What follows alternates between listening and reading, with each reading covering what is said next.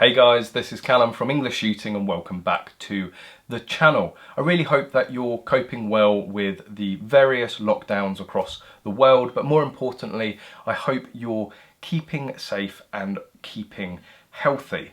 With a lot more time on my hands recently, I've put it to good work thinking about things coming up in the months ahead. Now, although things are going to get delayed and put on hold, the biggest thing for me that on the 1st of May I was going to submit for an application of an FAC or SGC. That probably will get delayed, but I told you guys that I'm going to go through all of the different aspects in the run-up to doing that and also all of the processes afterwards, and I thought now is as good a time as any. And for me, the first step for an FAC is to decide what guns you're going to apply for. If you're not familiar with the laws within the UK, for civilian ownership of firearms, there's two classifications. You have your Section 1 guns, which is a firearm certificate, or you have Section 2 guns, which is a shotgun certificate, or an FAC or SGC. I'm going to be applying for what they refer to as a coterminous certificate, which covers both an FAC and an SGC. It's just one application, but you get everything. The difference between an SGC and an FAC is that for an FAC, you need to justify every single gun that you want on it. And I know a lot of my American viewers and subscribers are probably already there going, what? Not only do you need a license for the gun, but then you have to basically beg and justify every single gun on there? Yep, that's how it is in the UK. So, getting straight into it. The most important guns for me are going to be the Section 1 shotguns. Again, if you're not familiar with our laws, anything that has a capacity of more than 2 in the magazine or a detachable magazine period goes on to an FAC and becomes Section 1. If you have no more than 2 in the tube and 1 in the chamber, then it can go on Section 2. For IPSC shooting and 3-gun shooting, general practical shotgun, you need an unrestricted gun. I'm actually going to be going for 3 Section 1 shotguns. Wanting to go for the sort of top level IPSC shooting, it's fairly common to have a backup gun. You don't want to go, drive all the way up to Scotland from down here in the south, go on to your first stage of a full day's competition, have the gun malfunction to the point where it can't be repaired on the range, and have to bin a whole competition. So you take a backup gun, and certainly for the sort of 2, 3, 4, 5-day competitions that you can get internationally, again, you don't want your gun dying on the first day. You want to have a backup gun. So I'm going to be going for standard. That's going to be my main division. I haven't decided yet fully between a 1301 and an M2. I am leaning slightly towards the M2 though, but I will make that decision closer to the time. But the third slot will be there actually for me to try a new division. Again, I haven't fully made my mind up. It will either be a standard manual gun, so a pump action, or a open gun, so a box-fed semi-auto.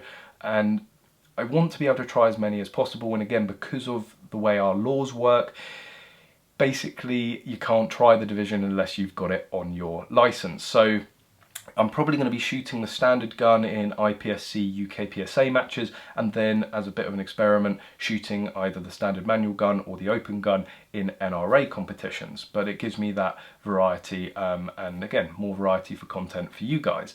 The second most important gun, similar to the Section 1 shotguns, that can't be shared or shot unless they are on your FAC, which again is why they're so important to have them on your FAC so you can do it, are long-barreled pistols. We can't own handguns in the UK, but we have UK legal handguns referred to as long-barrel pistols. They have a long rod on and a long barrel, making them UK compliant.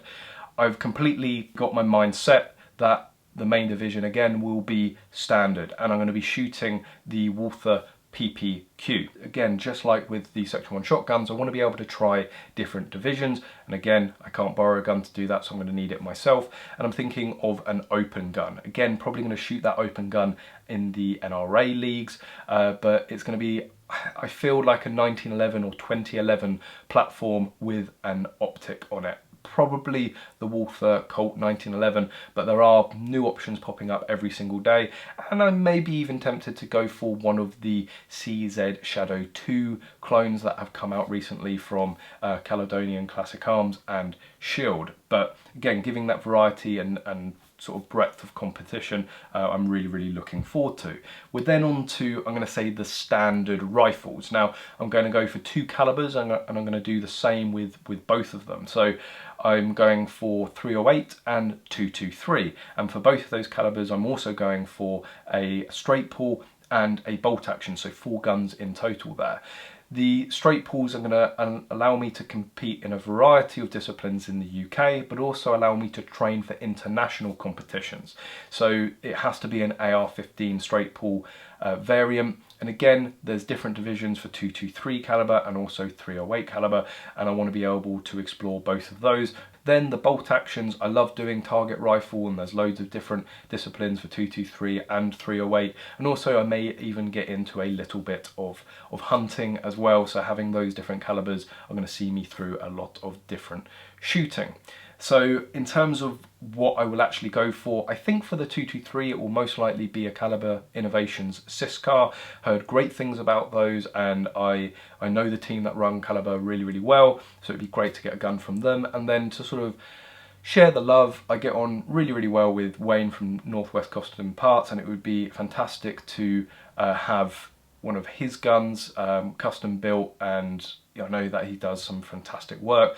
For the bolt actions, I will probably have a 308 in the Remington 700. I know that previously I said that I was looking to sell the Remington 700 before I had to sell it. I just didn't get the chance to put in the time to the project that I wanted to do for that gun, and I feel now, being full-time in the gun industry, I'll have that chance, and I'll be able to build something fairly special. With the 223, again, I'm not entirely sure, but I will probably decide nearer to the time. We're then on to the cowboy guns. Now on my original FAC I did have a 357, and I'm going to be going for that again, but I'm also going to go for a 44. Just like with the long barrel pistols and the shotguns, I'm going to be able to have 2 different setups, maybe one scoped, one iron sighted, and then also the 357 is going to, well, first of all be cheaper, but also suit some competitions, and the 44 are going to suit others, again giving me the option to be able to shoot in a bigger variety of gallery rifle shooting. The 44 will most likely be a Marlin 1894. I absolutely love that gun. I can't justify getting one in 4570. They're just too expensive to feed, and I want to be able to go out and enjoy it, not just have a couple of shots and then cry at my empty wallet. The 357, I don't exactly know yet. Might be another Marlin, but there is I think a bigger variety in 357 within the UK. So then onto the historic rifles, and I had both of these on my original FAC, and I very much miss my Mosin and Nagant carbine, so I'm going to be going for a 7.62x54R for the Mosin Nagant carbine. The flamethrower, I love that thing, and they're unfortunately a lot more expensive now, but being British as well and looking at historical guns, it's got to be a 303, hasn't it? I've got to have an Enfield. I've never owned one. I absolutely need to have one. And again, the brilliant thing is that there are many competitions for historic rifles, and having the Mosin and the Enfield, of course, there's no competition between the two in terms of accuracy, but having those two, again, gives me different options to do different competitions and compete in different divisions, whilst also having a lot of fun down the range doing some general target shooting with them. After the historic, we're then on to the 2.2 rifles. Now I'm going to go for 3 2.2 rifles, just like with the LBP and the Section 1 shotguns, 2 different divisions of probably the same gun. Now I already have a Smith & Wesson 1522 waiting for me. I had it before, it's being stored at Bluefield Sports. I have shot it recently on the channel as well, and I do shoot it regularly under the mini rifle exemption. So I'm able to sign that straight on. That's going to be my main competition gun, I think, or I may use that as a backup gun.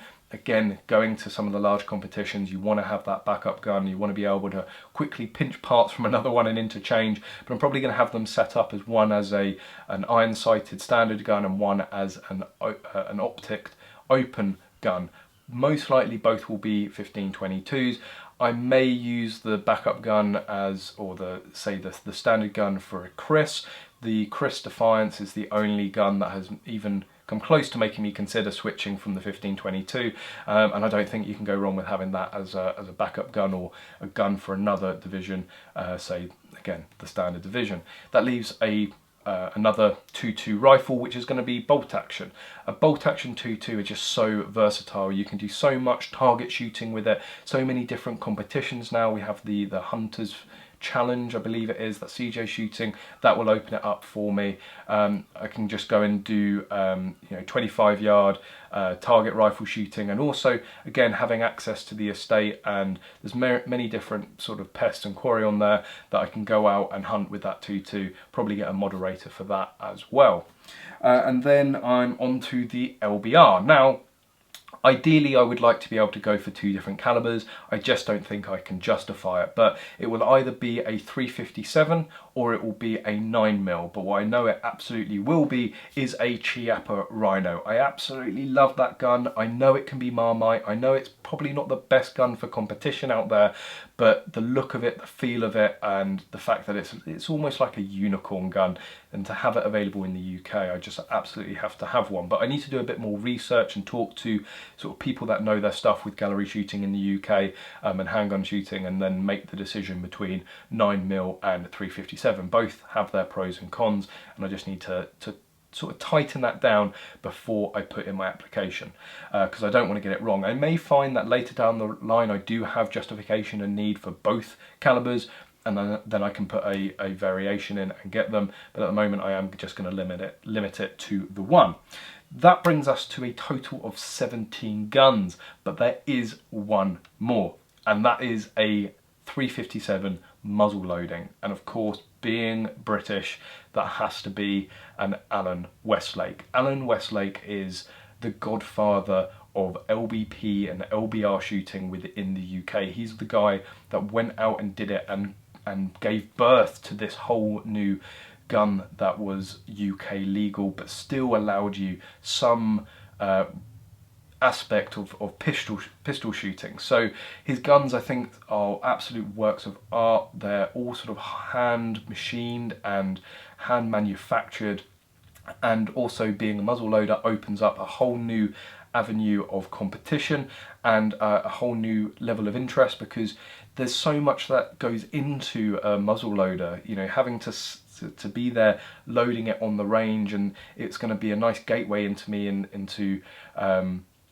understanding that sort of reloading aspect, and it's just it's more of a process. So, you know, instead of going down there and firing off rounds, you take all the kit and you sit there and you press it in. I think it's fairly therapeutic shooting those guns and certainly loading them up, and I also think that it's a great bit of British history. So I absolutely want one of his guns, and I think as well I'm very much looking forward to opening up muzzle loading shooting here within the UK. For me, it's one of the sort of funnest aspects of going through FAC is sitting down and thinking what you're going to go for. Obviously, by far the funnest aspect is once you've got it and going out and buying the guns. But that's the first step for me. This is what I will be applying for. I can't see it changing.